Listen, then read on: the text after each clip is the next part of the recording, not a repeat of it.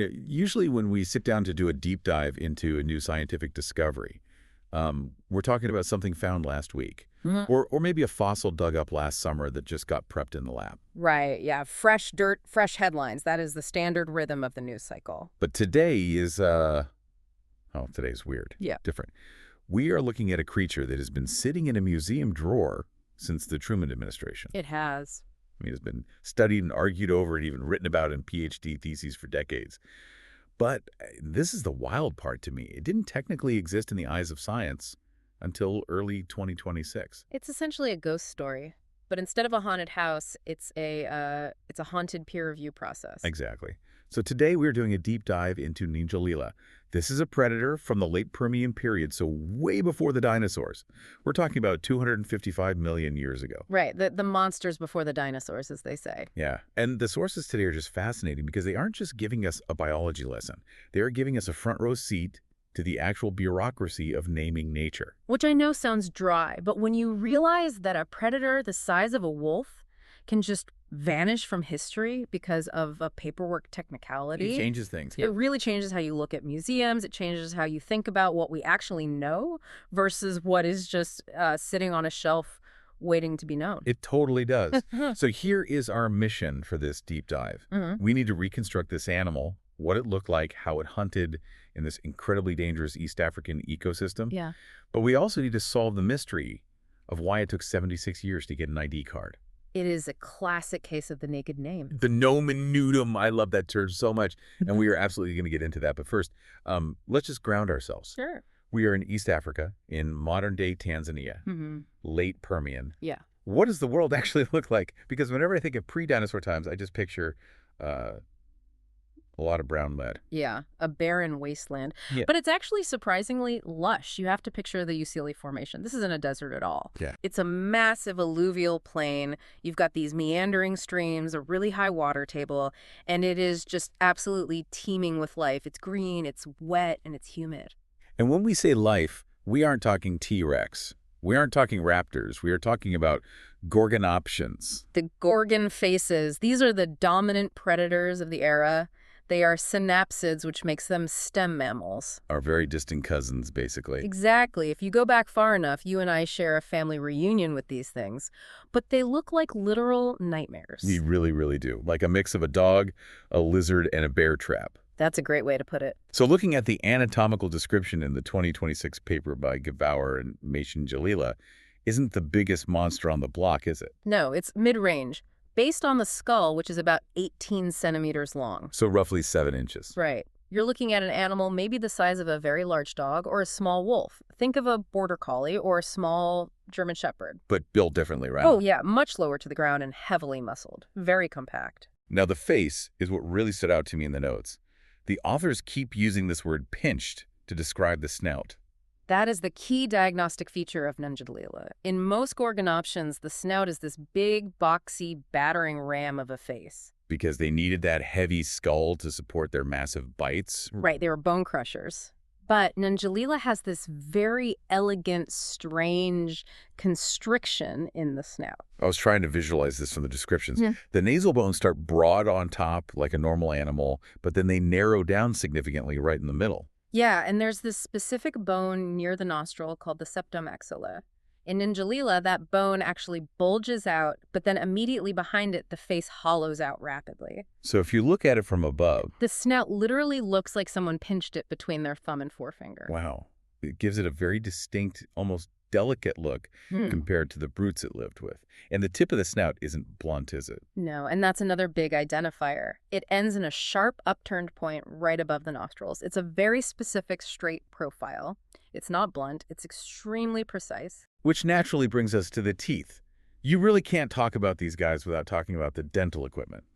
The papers confirm it has the classic saber teeth, right? Absolutely. Huge blade-like canines. That is the trademark of the Gorgonopsidae family. If you don't have the sabers, you aren't in the club. Pretty much.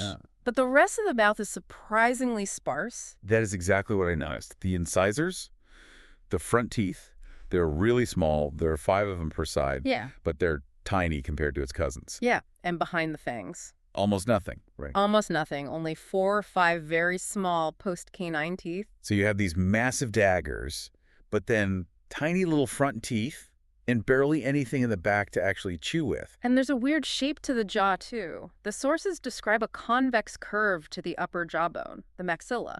Convex meaning it curves outward. Right, it's shaped like the rocker on a rocking chair.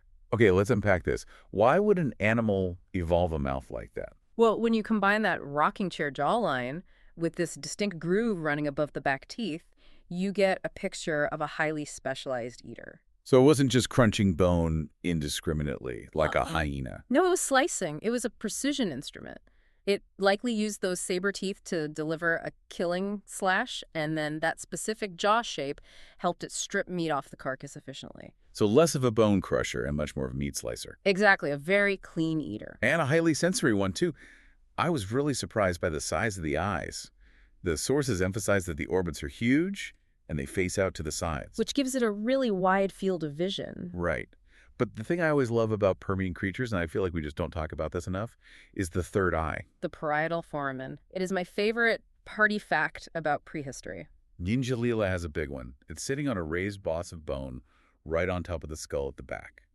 Now, for the listener who maybe hasn't brushed up on basal synapsid anatomy lately, this isn't for seeing images right. It's not looking up at the sky watching for birds. Well, there were no birds yet to watch. Good point. But no, it's not an eyeball in the traditional sense. It is a photosensory organ. It tracks light levels. Yeah. It connects directly to the pineal gland inside the brain to regulate things like circadian rhythms, body temperature, and maybe even breeding cycles. Like a built-in biological clock right on top of its head. Precisely. It is a primitive feature that mammals eventually lost as we evolved better internal thermoregulation in different senses.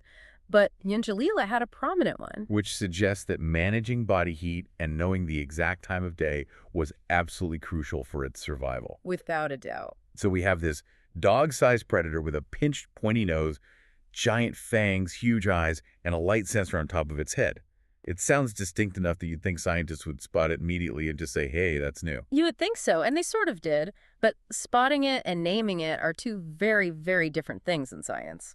And this leads us to the detective story. This creature was dug up in the Ruhuhu Basin way back in the mid-20th century. The excavations were in the 1930s, and it was described in 1950. Which a long time ago.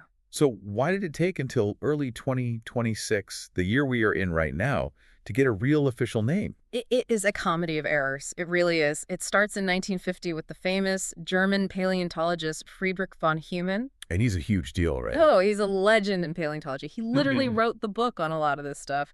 But he got this one wrong. He looked at the fossil and said, this looks like Dixea. Which was another Gorgonopsian genus that had already been named. Right. He thought it was a second species of that genus. So he called it Dixea nasuta. Nasuta referring to that big pinched nose we just talked about. Okay, so it has a name. 1950. Dixea nasuta. Problem solved, right? Problem solved until 1970.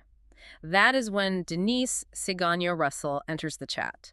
She is a French paleontologist who essentially did the ultimate spring cleaning of the entire Gorgonopsian family tree. She went through all the old collections. All of them. And she finds a major problem with Dixea.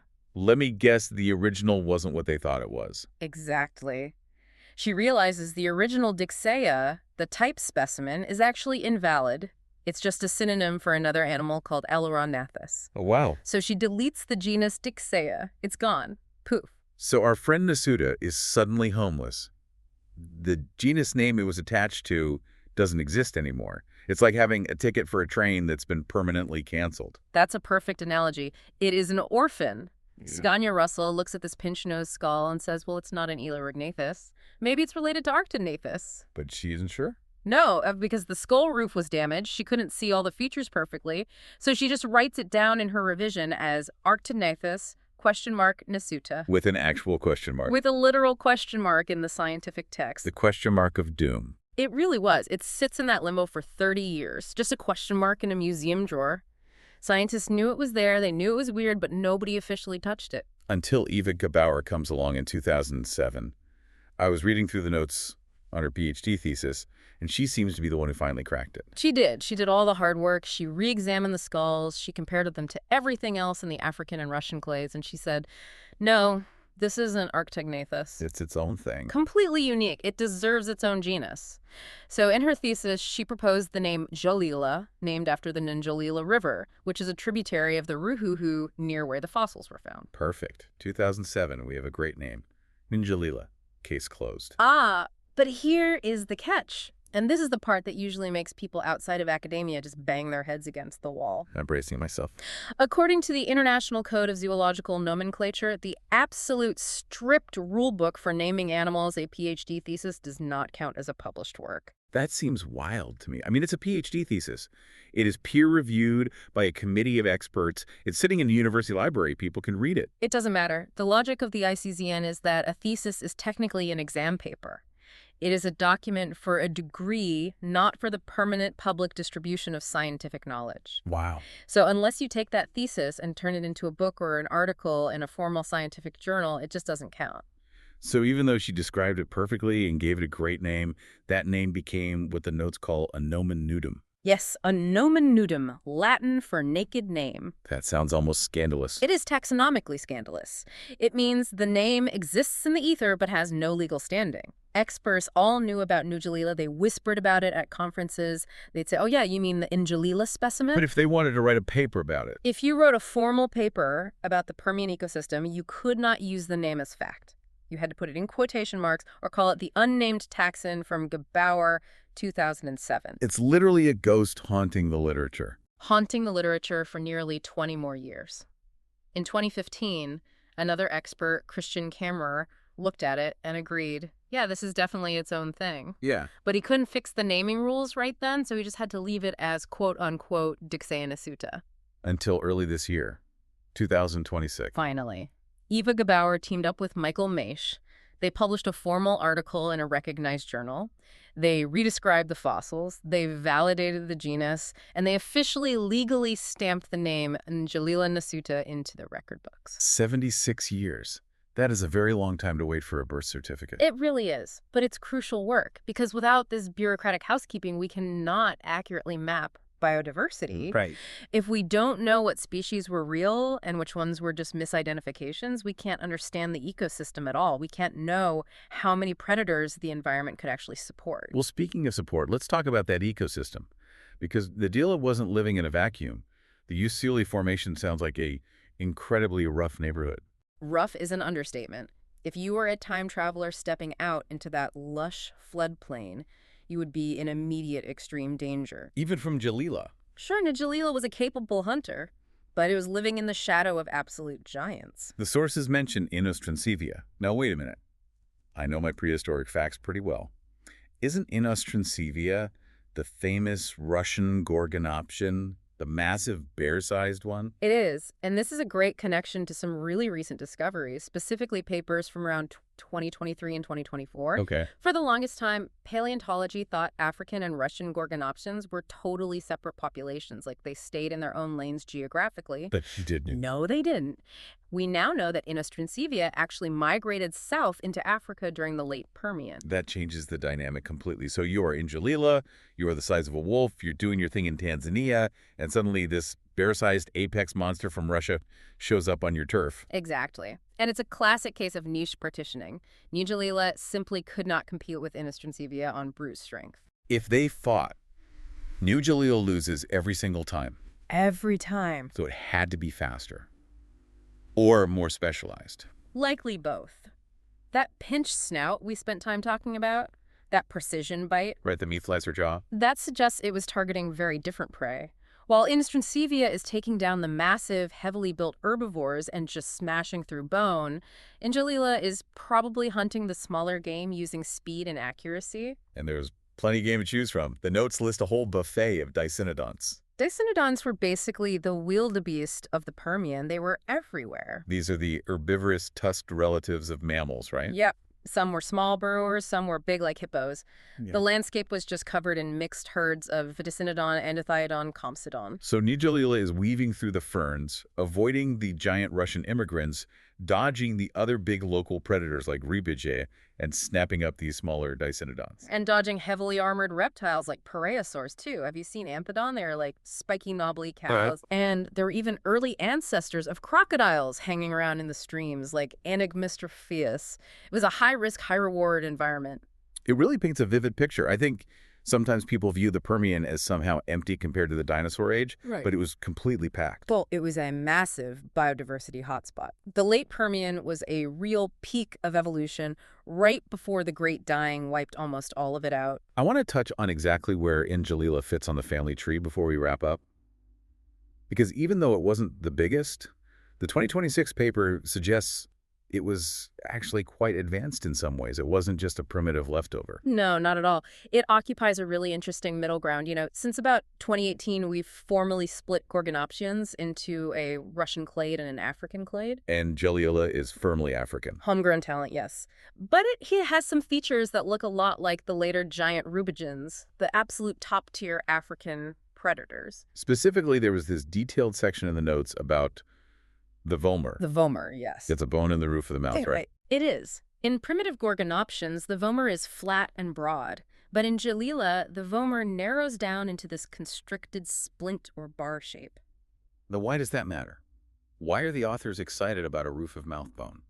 Because it completely changes the structural engineering of the palate. It's usually associated with strengthening the skull to handle higher bite forces or changing the airflow for better breathing while you're holding struggling prey in your mouth. It's what we call a derived feature. It shows that Njalila was evolving some of the exact same high-performance engineering as the giant top-tier predators. Even though it kept a much smaller body size. Right. It's technically considered a sister taxon to Arctignathus, but in some ways it looks like it's trying to evolve into a Rubidgene. It proves that evolution was actively experimenting with this high-performance skull shape across different size classes. There was one other detail in the notes that I honestly found a bit sad. The other ghost species. The original 2007 thesis actually proposed a second species of Njalila called insigna. Ah, yes, Njalila insigna, the one that got away. What happened to it? Why didn't insigna get invited to the 2026 party? The 2026 peer review process killed it. Garauer originally thought one of the skulls looked just different enough. It was maybe a bit more robust, had slightly different proportions, so she thought it could be a separate species. And insignia means remarkable, right? Yes. But when they did the final rigorous analysis for the official paper this year, they decided to be cautious. They looked at it and decided it was just too similar to nasuta. So it wasn't a different species? Probably just individual variation. Like how some domestic dogs have slightly broader heads than others of the same breed. So they officially labeled it Njalila CF nasuta. There you go, F. It stands for confer. It basically means compare with. It is scientist code for, we think it's this, but we are 100% sure, so we are lumping it together with the main species for now. So Njalila insignia never actually became real. It died in the draft. That is exactly how taxonomy works. A lot of lumping and splitting. But the good news is, at least Njalila, the genus itself, is finally safe. It has its formal papers. So bringing this all together, through this deep dive, we've reconstructed a fierce, medium-sized predator with a totally unique pinched face, navigating a lush world filled with Russian giants and herds of dicynodonts. A truly key player in the Permian ecosystem. A highly specialized hunter. But the bigger story here seems to be about the scientific process itself. We tend to think of discovery as just digging a bone out of the ground. You find the bone, you win. But in this case, the actual discovery was digging a name out of bureaucratic limbo. The bone itself was found 90 years ago. It really highlights that our entire understanding of the past is filtered through these very rigid human rules. The code of nomenclature, the definition of what counts as a publication, the difference between a thesis and a journal.